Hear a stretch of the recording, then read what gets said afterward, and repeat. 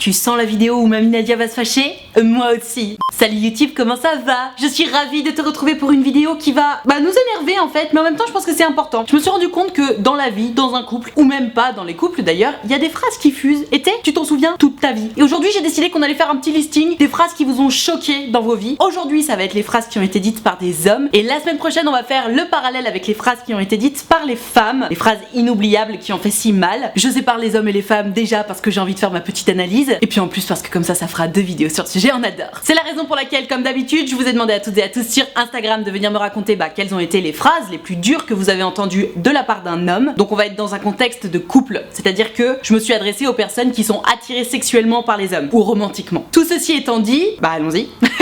Énervons-nous, c'est parti.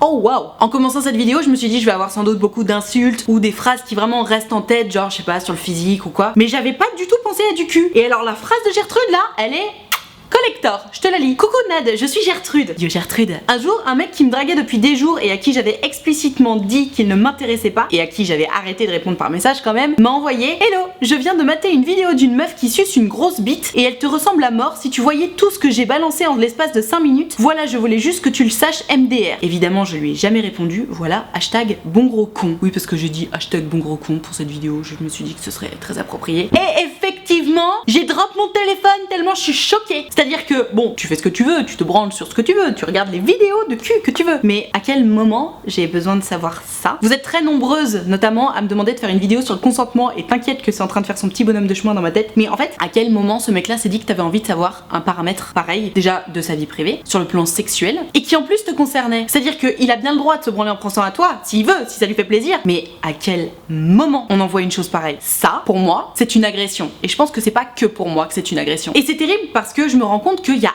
énormément de gens, de femmes notamment, c'est la raison aussi pour laquelle je commence par ce que les hommes ont dit et que j'ai très envie de faire le parallèle avec ce que les femmes ont dit. Non pas que les femmes soient toutes des anges, mais bon, généralement ce genre de phrase, ça vient de la part des hommes, désolé, c'est la vérité, c'est comme ça. Et donc oui, je me rends compte qu'il y a énormément, notamment de femmes, qui reçoivent ce genre de phrases alors qu'elles ont pas du tout envie de le savoir. Pour la petite anecdote de Mamie Nadia, hier j'ai rencontré quelqu'un qui me parlait de cul parce qu'il connaissait mes vidéos. Cette personne, en me saluant, me dit: Hey, tu vas pas de main morte dans tes vidéos toi hein. Et j'étais comme ouais bon ok d'accord. Et ce mec a commencé à me raconter des trucs de cul, mais salaces, dégueulasses, et je savais pas où me mettre en fait. Parce que toi ma Gertrude, tu me dis inutile de préciser que j'ai pas répondu, évidemment, c'était que par message, mais que ce soit par message ou en vrai, comment on réagit dans ces cas-là? C'est terrible. Et ça, c'est un problème que certains hommes ne captent pas. Ou alors qu'ils captent et ça les excite, j'en sais rien. Mais c'est problématique, hein. C'est vraiment problématique. Toi qui regardes cette vidéo, si jamais ça t'est déjà arrivé de recevoir ce genre de message, qui est littéralement choquant, disons-le, rends-toi compte que ce n'est pas normal. Pour ma part, je peux même pas faire la leçon parce que ce qui m'est arrivé hier,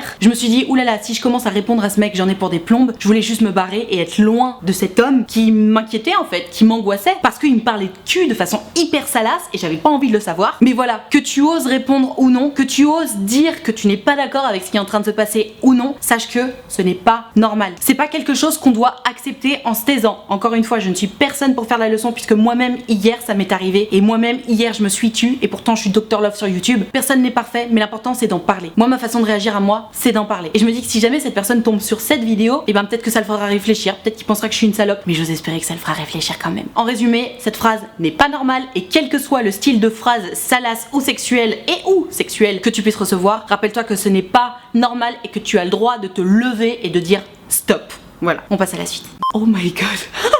Bon alors là on est sur un bon gros con, mais au moins ça reste honnête. Hello Nad, ça faisait 4 mois qu'on se parlait et qu'on se tournait autour. Je lui ai dit que je voulais prendre mon temps mais que je serais prête à construire quelque chose. Un soir, impatient, il me sort: dis-moi si tu veux qu'on soit en couple là maintenant parce que je parle avec une fille depuis 4 jours. Hashtag bon gros con. Depuis ils sont ensemble. Alors j'ai envie de te dire, je suis d'accord, ça manque pas de culot comme phrase, mais ça a le mérite d'être clair. C'est-à-dire que toi de toute façon en recevant ce message, j'ai envie de te dire oui c'était un bon gros con sur le moment. Tu t'es dit oh my god. Mais en même temps ça te permet de te rendre compte de la personne qui est en face de toi, tu vois. C'est-à-dire que il est patient mais pas trop, et en même temps ça le mérite d'être honnête. Donc je comprends que pour toi tu l'aies vécu comme un bon gros con, mais ça le mérite d'être honnête et encore une fois, pourquoi pas. Et je trouve que l'important dans cette situation là c'est justement qu'il t'ait pas mis la pression. Alors attention, si t'étais amoureuse de ce mec là et qu'il le savait et qu'il t'a envoyé ce message là, c'est ce qu'on appelle une pression. Pareil, je raconte mon anecdote parce qu'elle s'y prête et je me rends compte que j'ai vécu tellement de situations de merde dans ma life là-dessus. Un jour je vous ferai un story time peut-être. Je me souviens d'un mec que j'avais pécho lors d'une une soirée à l'Ayers Rock Boat pour les Lyonnais. Et ce mec-là avait 10 ans de plus que moi, donc il devait avoir 29 ans et moi j'avais 19 ans. Ouais, je m'étais pécho un yeuve. Et donc je vais dormir chez lui et je lui dis je te préviens, il se passera rien. Parce que mamie Nadia est très romantique et l'a toujours été et le sera sans doute toujours. Donc je lui ai dit écoute, je te préviens, je ne coucherai pas avec toi, on se fera des petits câlins, des petits bisous, mais c'est tout. Il me dit ouais,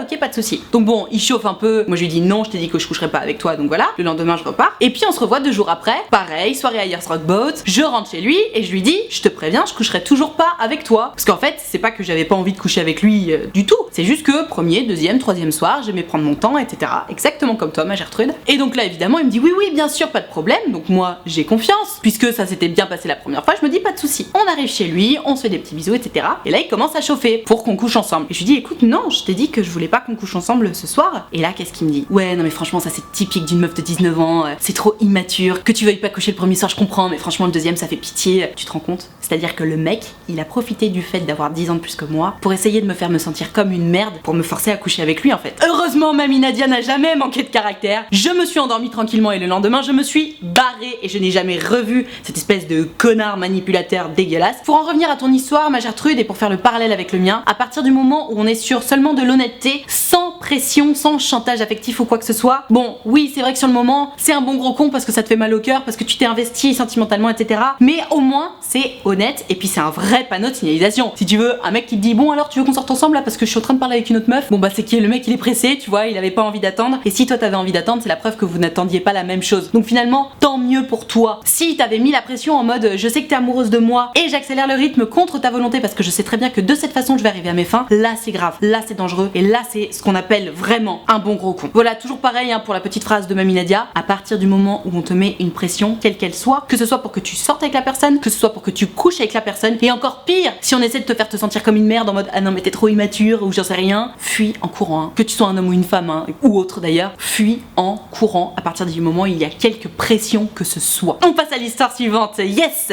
Celle-là, elle est simple et efficace, je te la lis. Hello! Voici ce que mon mec m'a répondu alors qu'on parlait d'un week-end que lui allait passer avec ses potes et son ex, sans moi, parce que je n'étais pas dispo. Je lui disais que ça me saoulait, que ça me faisait du mal et donc que j'avais des raisons de faire la gueule. Et lui m'a répondu, c'est pas mon problème, hashtag bon gros con.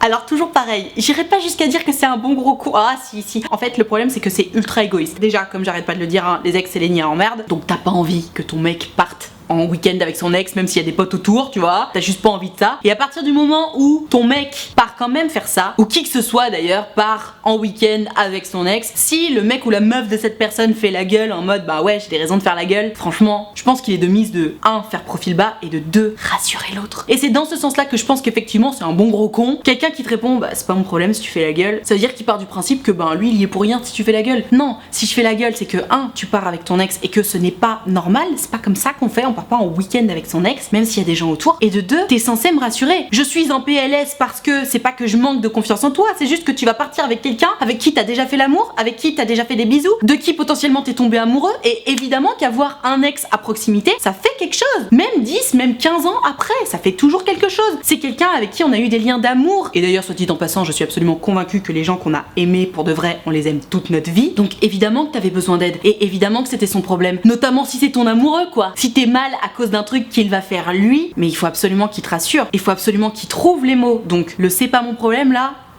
panneau de signalisation ma Gertrude. Parce que oui cette vidéo elle est divertissante en mode oh là là quel connard nana, hashtag mon gros con etc. Mais la vérité c'est que quand on se retrouve face à un individu dont on est amoureuse ou amoureux qui nous sort ce genre de phrase qui nous fait mal au cœur, il faut se poser des questions parce que ces phrases là c'est des panneaux de signalisation. C'est des choses qu'il ne faut pas ignorer. Encore une fois moi je fais cette vidéo en mode c'est divertissant, mais rappelle-toi que le message sous cette vidéo c'est ça. Si toi aussi t'as des phrases qui te viennent en tête et que tu te rends compte que t'es encore avec cette personne, je te dis pas de la quitter immédiatement évidemment parce que on a tous des moments où on sort du bon chemin et on peut s'excuser, on peut demander pardon, on peut évoluer par rapport à ça. Mais attention, si tu es sujet ou sujette régulièrement à recevoir ce genre de phrases dans la gueule, il faut se barrer, c'est important. Allez la phrase suivante, c'est parti. Mon dieu, je sais pas si on peut parler de culture du viol, mais la phrase la plus déplacée du monde. Hello Nad, la pire phrase qu'on m'ait envoyée je crois, c'est quand mon ex a rompu et qu'il m'a dit que j'étais une fille facile. Une fille facile. Oh putain. Bisous, je t'aime fort et j'adore tes vidéos, hashtag bon gros con. Ah ouais, bon gros con ouais. À quel moment t'es une fille facile en fait? Parce que t'es tombé facilement dans ses bras? Et lui il est pas tombé facilement dans tes bras peut-être? Quel connard. Putain,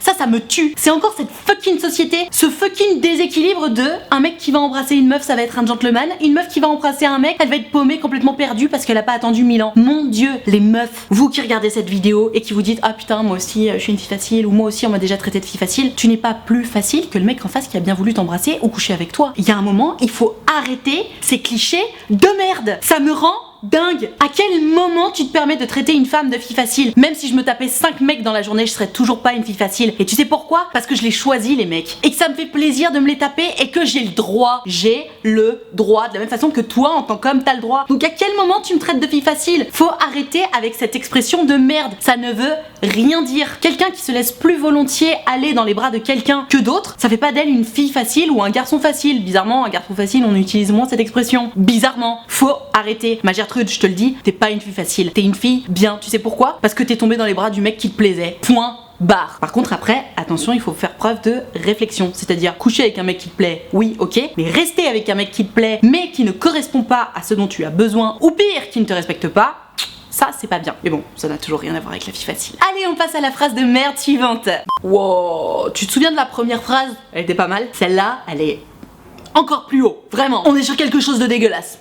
Tout simplement. Coucou Nat, j'espère que tu vas bien. Moi ça va, je suis un peu énervée mais c'est normal, c'est la vidéo qui veut ça. Alors la phrase de gros con que j'ai entendue, c'était mon ex de l'époque. J'avais 26 ans, j'en ai 33 aujourd'hui, et ça faisait quelques mois qu'on était ensemble. Je me rappelle très bien, on était au restaurant tous les deux et on parlait de plaisir féminin, ce qui était bien, etc. Et je lui disais que c'était important de communiquer, d'avoir aussi pu tester avec toute la bienveillance ce qu'on aime et ce qu'on n'aime pas. Et là, le mec me répond, de toute façon, toi, t'es un vagin autoroute, tout le monde t'est passé dessus, alors c'est sûr que tu sais ce que t'aimes ou pas. J'ai envie de vomir. J'étais choquée, tu m'étonnes moi aussi, mais j'ai rien dit, j'ai fait semblant de rire à sa blague et on est rentré chez moi. Ça me fait trop penser à ce qui m'est arrivé hier là avec le mec. Mon Dieu. Un mois après je l'ai quitté et je me suis fait une promesse à moi-même. Plus jamais un mec ou même une nana me parlera de cette façon et tu as raison. Non mais, gros bisous Nat, je kiffe ce que tu fais, #bon gros con. De toute façon, toi, t'es un vagin autoroute. Tout le monde t'est passé dessus, donc c'est normal que tu saches ce que tu veux. Et toi, connard, t'es pas une bite autoroute? Mon Dieu! C'est exactement l'illustration de la raison pour laquelle j'ai séparé les hommes des femmes. C'est-à-dire que un mec qui va avoir 500 conquêtes, ça va être un séducteur, quoi. Ça va être un mec qui a réussi, qui est vraiment trop fort, tu vois. Une meuf qui s'est tapé 10 mecs, c'est un vagin autoroute. Mais j'ai le droit de me taper autant de mecs que je veux, en fait. Et mon vagin, il t'emmerde, connard! Mon Dieu! Rythme ma monétisation, mais je m'en balèque! Mais comment c'est possible? Et en plus, mais je vois trop cette situation où tu te retrouves en mode t'es, ça te coupe l'herbe sous le pied, donc tu sais pas quoi dire, donc t'es trop vénère, mais t'as rien à dire en fait, donc tu souris en mode bah c'est mon mec, c'est pas grave s'il me dit ça, et après juste ça te tourne dans la tête et tu te dis connard. Bravo de l'avoir quitté, bravo, parce que vraiment ce genre de phrase, oui ça mérite une rupture. Les hommes qui se permettent de parler aux femmes de cette façon ne méritent pas d'être en couple avec une femme, parce que c'est ce qu'on appelle un manque de respect. Un vagin autoroute, mais je te jure je m'en remets pas. Un vagin autoroute, donc c'est normal que tu saches ce que t'aimes ou ce que t'aimes pas. Mais en fait, même si t'as couché avec une personne, tu commences déjà à savoir ce que t'aimes ou ce que t'aimes pas. Même en t'étant touché toi tout seul, tu sais ce que t'aimes ou ce que t'aimes pas. Donc à quel moment déjà c'est lié? Même si oui, ok, c'est lié un petit peu, mais je suis fâchée. Mais alors ce terme vagin autoroute, je suis choquée. Je te jure, j'ai envie de vomir. Oh, mais personne ne mérite ça. Et tu vois, cette expression, elle existe. Vagin autoroute, garage à bite. À quel moment il existe l'équivalent de l'autre côté? Bah non, ça existe pas. Parce que chez les hommes, c'est trop stylé de se taper un maximum de meufs. Putain, à vomir. Fuyez les hommes comme ça. Quel que soit ton genre, quel que soit ton sexe, fuyez les hommes comme ça. Oh putain, je suis désolée, je suis vulgaire, mais what the fuck? C'est pas parce que tu l'as baisé 50 fois qu'elle est de la famille, hein. Par le père de mon copain, en plein milieu de son repas d'anniversaire. C'était devant tous les invités, ça faisait 3 ans que j'étais avec mon mec à ce moment-là. Et le pire, c'est que je pouvais rien dire, sinon je ne l'aurais plus vu et il s'en serait pris plein la gueule. La seule réaction possible, c'était une tête outrée en plein milieu du silence gêné des invités. #bon gros con. Ah putain, mais what the fuck? Mais comment? Mais le père de ton mec se permet de te dire une chose pareille. Tu sais pourquoi il s'est permis? Parce que t'es une femme et parce que t'es plus jeune. Et il s'est dit, en fait, elle est chez moi, c'est une femme, elle est plus jeune, j'ai tous les droits sur elle. Connard. Je manque de vocabulaire là-dessus, je sais pas comment qualifier la situation. Je suis sûre qu'il y a des mots précis qui désignent ces situations-là, mais mon Dieu, je suis tellement désolée que tu aies eu à subir une telle humiliation. Et ton mec, d'après ce que tu me racontes, il s'en serait pris plein la gueule si t'avais dit quoi que ce soit, donc j'imagine qu'il était sans doute lui aussi sous le joug de son père et qu'il a sans doute préféré rien dire. Mais mon Dieu, moi ce qui me choque en fait dans ton histoire, c'est que d'après ce que tu racontes, y a même pas un seul des invités qui a dit quoi que ce soit. Genre c'est normal.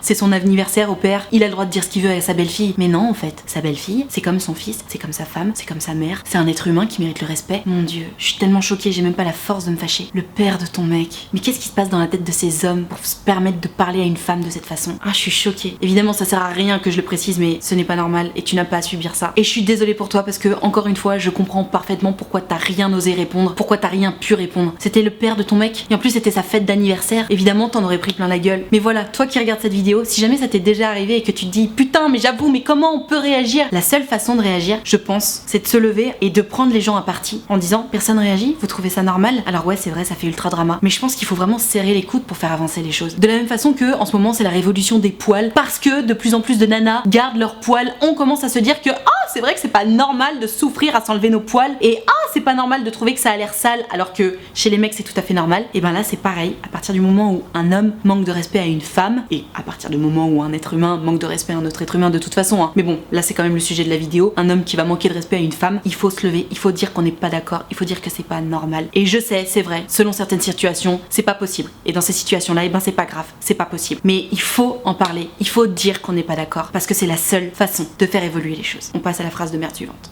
Oh putain, on est sur un bon niveau encore mais de toute façon il y a que du bon niveau, vraiment, je pensais qu'on serait tellement plus bas. Hello Nad, mon ex avec qui je suis restée 2 ans, quand même 2 ans, après avoir pris du poids suite à l'annonce de mon endométriose, m'a dit ne t'étonne pas que je te trompe, avec le corps que tu as, sois déjà content que je reste. Hashtag bon gros con. Ok, alors, remettons les pendules à l'heure. Mon corps, c'est ma propriété. Mon corps, c'est moi qui gère. Quel que soit ce que tu penses de mon corps, tant que je t'ai pas demandé ce que t'en pensais, tu fermes ta gueule. Qui que tu sois d'ailleurs, que tu sois mon père, ma mère, à part si je suis un enfant, bien entendu, mais que tu sois mon père, ma mère, mon frère, ma soeur, mon cousin, ma cousine, ma tante, mon mec, mon ex, mon futur, mon corps est en merde. Je n'ai pas besoin de recevoir le jugement de ta part sur mon corps. Je m'en balèque. En fait, non, justement, le problème c'est que je m'en fous pas. Donc j'ai pas besoin de le recevoir. Et t'inquiète pas que mon corps, si j'ai pris du poids, je le sais. Si j'ai maigri, je le sais. J'ai pas besoin que tu me le dises. Même si tu penses que me dire que t'as maigri, ça te va bien, c'est un compliment, en fait non. Dire t'as maigri, ça te va bien, c'est une injonction de continuer à faire attention à ce que je mange parce que tu as décidé que j'étais plus belle, plus mince. Donc ferme ta gueule en fait. Et ce mec là, j'ose espérer que suite à cette phrase de merde tu l'as quitté. Bien entendu, je sais que c'est pas si facile que ça. J'ose espérer que tu as répondu en l'incendiant. Ton corps, c'est ton problème à toi. Et n'importe qui se permet de faire une remarque sur ton corps, il a juste à fermer sa gueule. Et tu as le droit de rétorquer, tu as le droit de répliquer, tu as le droit de dire non, je ne veux pas de ton avis de merde sur ce qui m'appartient. Merci, bonsoir. Et on s'en bat les reins que la personne en face se vexe ou te dise oh là là, t'es soupolé. Non, t'es pas soupolé en fait. T'as juste pas envie qu'on t'impose les goûts des autres. On a déjà tous du mal avec notre propre corps. Je vois pas pourquoi on s'imposerait en plus de subir les jugements des autres. Donc merde, même si c'était censé être un compliment, et ben en fait non, apprends que ce n'est pas un compliment de me dire t'as maigri, ça te va bien. Voilà. Et ce genre de phrase là, t'étonne pas si je te trompe, tu devrais déjà être contente que je reste, mais nique-toi connard, casse-toi en fait. À aucun moment je devrais m'estimer heureuse que qui que ce soit reste. Soit tu m'aimes et t'es avec moi, soit tu m'aimes pas et tu te casses. Mais que je prenne 10 kilos ou que j'en perde 10, c'est pas censé changer quoi que ce soit. Et que je prenne 50 kilos ou que j'en perde 50 d'ailleurs. T'es avec moi pour ma personnalité, pour ce que je t'apporte. Alors j'entends bien que le physique au départ ça compte, mais après on n'y pense plus du tout. C'est d'ailleurs la raison pour laquelle beaucoup de gens grossissent beaucoup en couple. Parce qu'ils arrêtent de se prendre la tête avec la shape Photoshop et les photos Instagram. Ils sont heureux en couple, donc ils mangent, ils profitent de la life et ouais, ils grossissent. Et who cares? Après évidemment, faut faire attention à sa santé. C'est jamais bon d'être en surpoids, on le sait tous. Mais voilà, c'est le problème de chacun. Et personne n'a à le dire, personne n'a à le reprocher. Genre, t'as grossi, non? C'est dommage, tu serais tellement plus belle avec 10 kilos en moins. Ferme ta gueule. Voilà, c'est dit. On passe à la phrase de merde suivante. Ok, donc là on est sur un bon gros con limite raciste. Je te lis l'histoire, tu vas comprendre. Salut Nad, c'est Gertrude. Yo Gertrude, tu vas bien? J'ai le palpitant là, j'ai le palpitant, honnêtement, je vais pas te mentir, j'ai le palpitant. Voici la pire phrase qu'un gars m'a dite. Pour la petite histoire, je suis métisse et donc j'ai les cheveux très frisés. Dans la vie, je suis un petit peu timide et en amour de ce fait, je n'ai encore aucune expérience alors que mes potes, si. Un de mes potes prétendant vouloir m'aider, mansplaining au passage, merci, bonsoir, m'a dit, mais pour plaire, il faut que tu fasses des efforts sur ton apparence, genre les cheveux, il faut que tu te les lisses bien et tous les matins.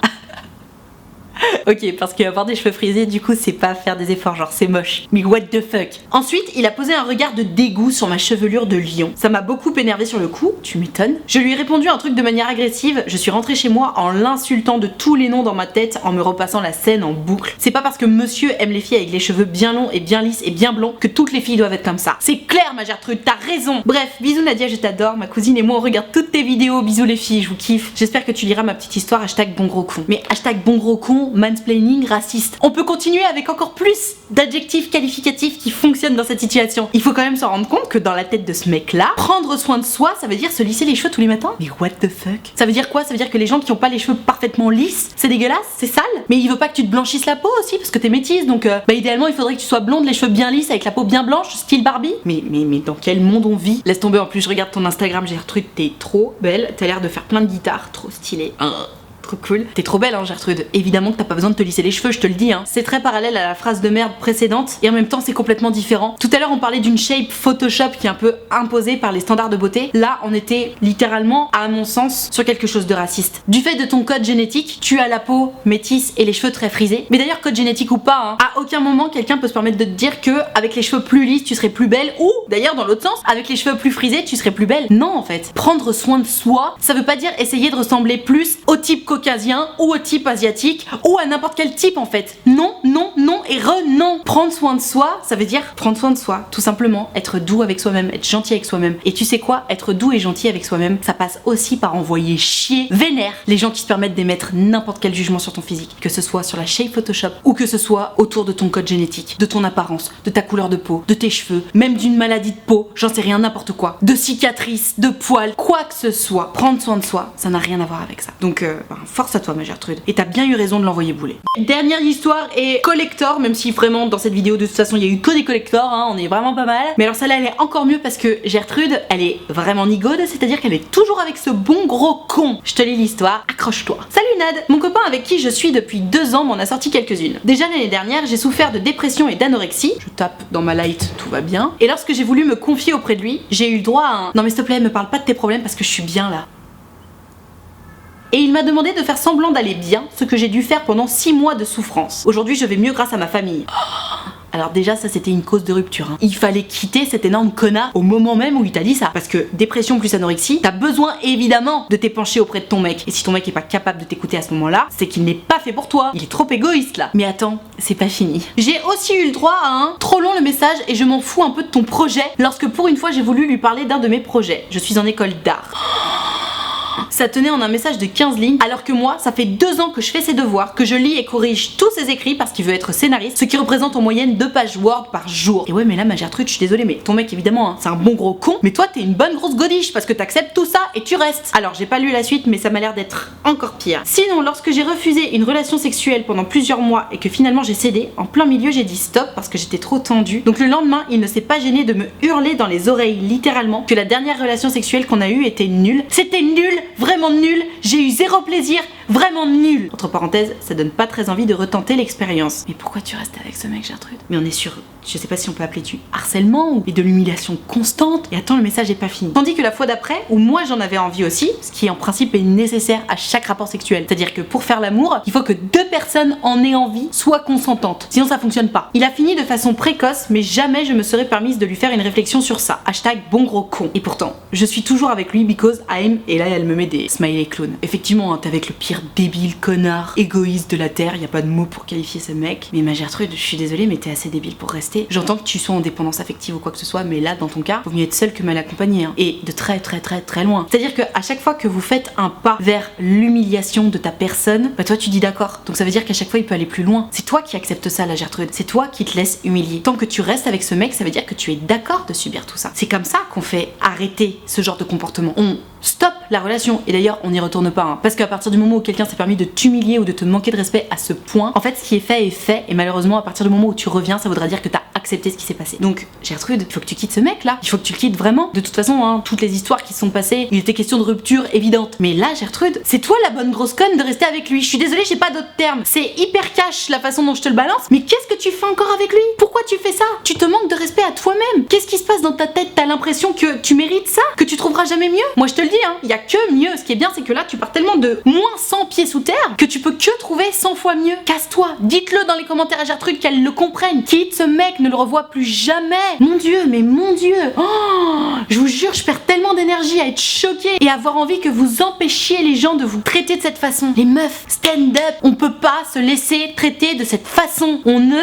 peut pas. Parce que toi qui acceptes ce comportement de la part de ton mec, ça veut dire que tu valides en fait. Oui, t'en souffres, mais tu le valides parce que tu restes avec ce mec là, parce que tu préfères rester avec lui, donc lui donner raison, plutôt que te retrouver seule. Alors que je te promets que tu serais tellement mieux seule. Parce que en étant seule, tu vas réapprendre l'amour de toi, tu vas te rendre compte que c'est possible de ne pas vivre dans un monde où on t'humilie, et surtout tu vas découvrir que naturellement les gens te respectent en principe. C'est comme ça que ça se passe. Et que ce soit dans ta vie sexuelle ou dans ta vie de tous les jours. Le respect. Là, tu es traité comme un animal, et un animal maltraité. Parce que il faut bien traiter ses animaux. Gertrude, je n'ai pas de mots. Quitte ce connard et ne lui parle plus jamais. Encore une fois, lui c'est un énorme connard, mais toi t'es beaucoup trop bête de rester avec lui. Enfin, j'utilise le mot bête, mais t'as compris. Tu te fais trop de mal en restant avec lui, arrête. Tu vaux mieux que ça. Pars. Voilà, sur cette histoire de fou, je vais m'arrêter là pour cette vidéo sur Ils ont osé me dire ça. J'ai eu tellement d'autres messages, mais merci à toutes les nanas qui m'ont écrit et qui m'ont fait part de leur expérience. Ça me donne envie de faire encore plus de vidéos là-dessus parce que je me rends compte à quel point c'est de la folie, et en même temps j'ai trop hâte de tourner la vidéo parallèle sur ce que les femmes ont osé dire, parce que je me demande vraiment dans quelle mesure les femmes se permettent aussi de manquer de respect aux hommes. Désolée, c'est très hétérocentré, mais en même temps je trouve que pour ce genre de vidéo c'est beaucoup plus parlant. En tout cas, si t'as kiffé la vidéo, si ça t'a fait du bien ou quoi que ce soit, mets-moi un pouce bleu s'il te plaît. N'hésite pas à partager cette vidéo, je pense que c'est le genre de truc qu'il faut partager pour que les consciences s'ouvrent et s'éveillent un petit peu. Donc pouce bleu, n'hésite pas à t'abonner à cette chaîne YouTube, ça me fera trop plaisir. Si tu veux pouvoir participer aux prochaines vidéos en me racontant ton histoire ou autre, c'est sur Instagram que ça se passe. Donc il faut que tu viennes me suivre, et surtout il faut que tu regardes mes stories, parce que c'est dans mes stories que je précise quelle vidéo je suis en train de préparer, et c'est à ce moment-là que tu peux m'envoyer ton histoire ou ta question par message privé. Donc je t'attends dès à présent sur Instagram. Si t'es pas très branché Instagram mais que t'as quand même envie de me raconter ton histoire, tu peux le faire en prenant rendez-vous avec moi sur mon site utilefutile.fr, le lien est dans la barre de description. Tu peux choisir de prendre un rendez-vous de 20 minutes ou de 45 minutes, et tu peux choisir de me raconter tout ça à l'écrit, au téléphone ou en visio. Le temps ou la façon de me le raconter, c'est selon si ton histoire est longue ou pas, qu'est-ce qui te met le plus à l'aise. Vraiment, choisis ce que tu préfères. Moi j'ai une petite préférence pour le téléphone et la visio parce que c'est plus authentique, et puis surtout parce qu'on a le temps de se dire tellement plus de choses au téléphone ou en visio qu'à l'écrit. Mais fais comme tu sens. Si t'es trop timide, prends à l'écrit, tu fais comme tu veux. Et si t'as peur de prendre rendez-vous ou quoi que ce soit, vraiment n'aie pas peur, t'inquiète pas, je suis évidemment très sympa et c'est toujours un plaisir pour moi de vous avoir en rendez-vous. Utilefutile.fr, le lien est dans la barre de description. Je te rappelle également que l'option de souscription payante à ma chaîne YouTube est activée. Ce sont les abonnés de diamant, tu dois les voir un petit peu partout, ils ont un diamant à côté de leur pseudo. Les abonnés de diamant, ils sont là pour me soutenir, c'est la raison pour laquelle il y a une cotisation de 5 € par mois, ou plus d'ailleurs si tu le veux et que tu le peux. Et moi, pour remercier mes abonnés de diamant de tout ce soutien, je leur ai créé un groupe Facebook dans lequel on discute tous ensemble. Je leur fais des lives Facebook exclusifs rien que pour eux 3 fois par semaine, et tu l'auras compris, il y a une très bonne ambiance dans le groupe, tout le monde discute, tout le monde est très cool. Donc pareil, si t'as envie de venir les rejoindre, surtout n'hésite pas, le lien est dans la barre de description et tu seras forcément bien accueilli parce que c'est la règle d'or des abonnés de diamant. Tout ceci étant dit, merci infiniment d'avoir suivi cette vidéo en entier, et moi en attendant la prochaine vidéo, je te fais des très gros bisous.